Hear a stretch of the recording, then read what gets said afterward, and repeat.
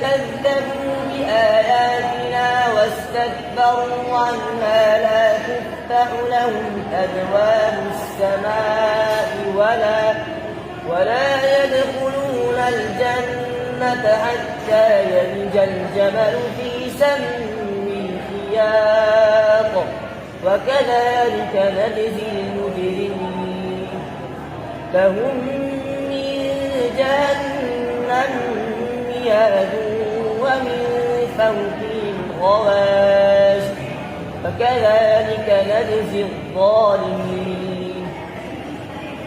والذين آمنوا وعملوا الصالحات لا نكلف نفسا إلا وسعها أولئك أصحاب الجنة هم فيها خالدون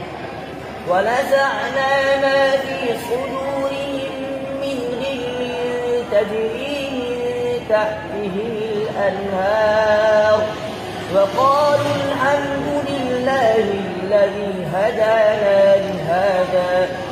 وما كنا لنهتدي لولا أن هدانا الله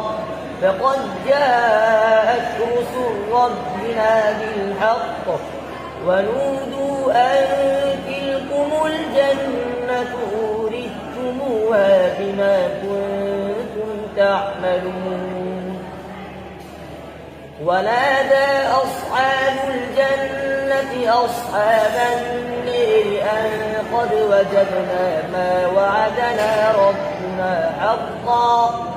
أن قد وجدنا ما وعدنا ربنا حقا فهل وجدتم ما وعد ربكم حقا قالوا نعم فأذن مؤذن بينهم اللعنة الله على الظالمين الذين يصدون عن سبيل الله ويبغونها عوجا وهم بالآخرة كافرون وبينهما حجاب وعلى الأعراف رجال